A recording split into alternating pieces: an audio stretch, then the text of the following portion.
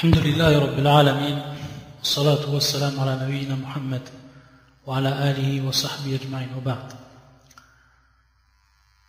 Donc on continue Inch'Allah cette série intitulée l'indispensable en apprentissage de la révélation immuable. Ce sera aujourd'hui Inch'Allah le deuxième cours, sachant que le premier cours on a parlé des bienfaits de cette religion. Et avant cela,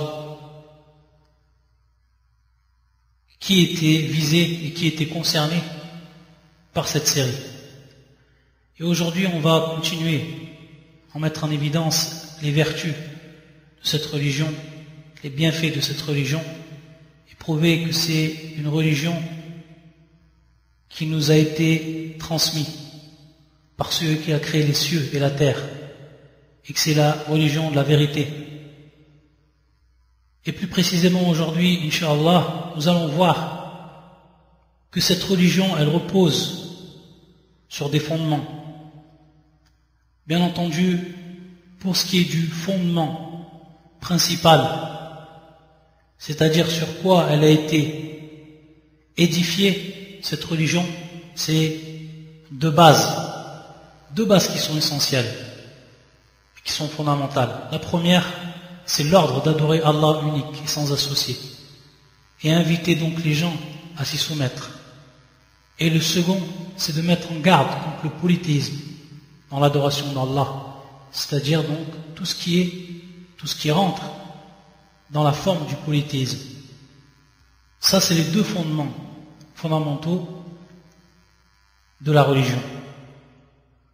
Mais il faut savoir également, pour comprendre les objectifs de cette religion, qu'elle tourne autour d'un axe, et cet axe qui sont en réalité que l'on pourrait traduire par des intérêts majeurs, des intérêts qui sont majeurs, ce qu'on appelle donc al-masalih. Et lorsqu'on détaille cela, on va s'apercevoir que la religion est venue pour préserver plusieurs choses qui sont vitales chez l'homme. Et avant cela, on va voir que cette religion, elle est venue dans un premier temps pour repousser les préjudices, ce qui est néfaste, c'est-à-dire donc le mal. Et c'est ce qu'on appelle darul mafsada. Et c'est ce qu'appellent également beaucoup de savants comme ad-daruriyat, c'est-à-dire donc ce qui est nécessaire, ce qui est indispensable dans la vie de l'homme.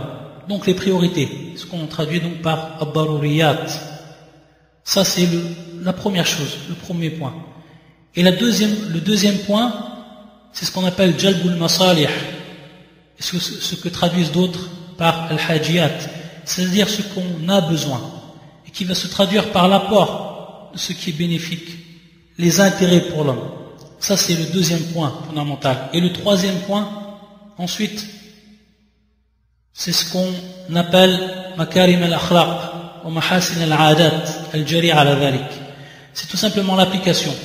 Et que cette religion, elle a encouragé et a essayé de rendre donc courant ce qu'on appelle les bonnes mœurs, ce qu'on appelle donc le comportement vertueux, les attitudes saines. Et d'autres savants les appellent comme le tahsinat ou tatmimat, c'est-à-dire donc des compléments, ce qui est donc pour compléter la foi, pour l'embellir, pour la parfaire. Donc c'est ici à titre de complément.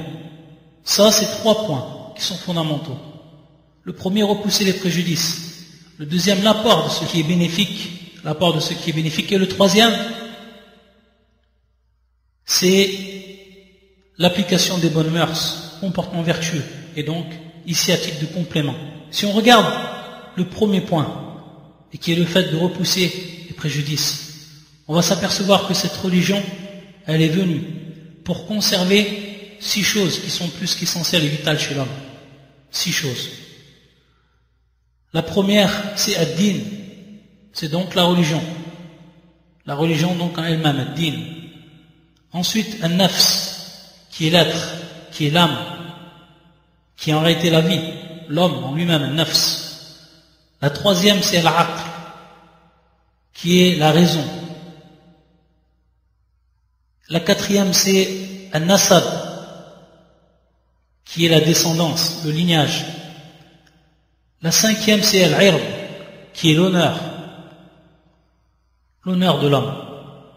Et la sixième et la dernière, c'est Al-Mal, c'est-à-dire les biens, l'argent de l'homme, les biens que possède l'homme.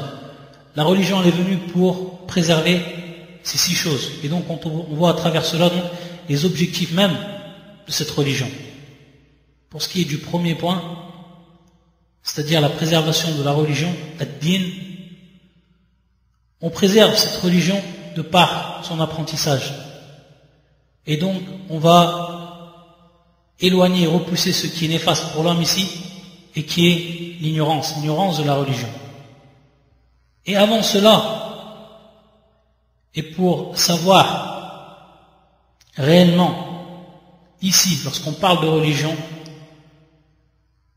et qu'on parle, bien entendu, de la dernière des religions, qui était parachevée sur cette humanité, et qui est la religion de l'islam, et qui est la religion que seul Allah acceptera des créatures.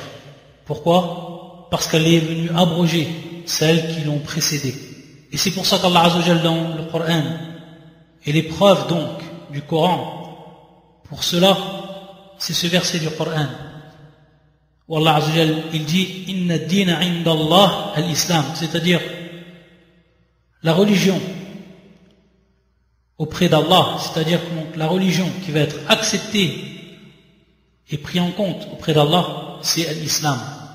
C'est l'islam qui est bien entendu la soumission, que l'on traduit par la soumission, l'islam. Le fait donc qui est l'islam, qui est donc le fait de se soumettre à un seul Dieu, une seule divinité, qui est le véritable donc monothéisme. Ça c'est l'islam. Et également un autre verset qu'Allah nous a cité dans son Coran, وَمَنْ يَبْتَغِ غَيْرَ الْإِسْلَامِ دِينًا فَلَنْ يُقْبَلَ مِنْهُ وَهُوَ فِي الْآخِرَةِ مِنَ الْخَاسِرِينَ. Celui donc qui désire une autre religion que l'islam, rien ne lui sera donc accepté. Et il sera donc dans l'au-delà parmi les perdants. وَمَنْ يَبْتَغِ غَيْرَ الْإِسْلَامِ دِينًا فَلَنْ يُقْبَلَ مِنْهُ وَهُوَ فِي الْآخِرَةِ مِنَ الْخَاسِرِينَ. Et quiconque désire une religion autre que l'islam ne sera point agréé. Il sera dans l'au-delà parmi les perdants. Donc ces deux versets nous prouvent de façon claire et nette que la dernière religion parachevée sur cette humanité, c'est celle qui sera acceptée auprès d'Allah. Pourquoi? Comme on l'a dit auparavant, dans le cours premier, car c'est celle qui est venue rectifier et qui est venue abroger ce qui avait de faux et ce qui s'était introduit de faux dans les religions précédentes. Et c'est pour ça que si l'on regarde un des versets du Coran qui va parler du livre du Coran lui-même, un des versets du Coran qui parle donc du Coran, et où Allah il dit وَأَنزَلْنَا إِلَيْكَ الْكِتَابَ بِالْحَقِّ مُصَدِّقًا لِمَا بَيْنَ يَدَيْهِ مِنَ الْكِتَابِ وَمُهَيْمِنًا عَلَيْهِ. C'est-à-dire que nous avons fait descendre auprès de toi un livre en toute vérité, bilhaq, musaddiqa lima bayna yadayhi min al-kitab, et qui vient donc approuver ce qu'il y a donc de vrai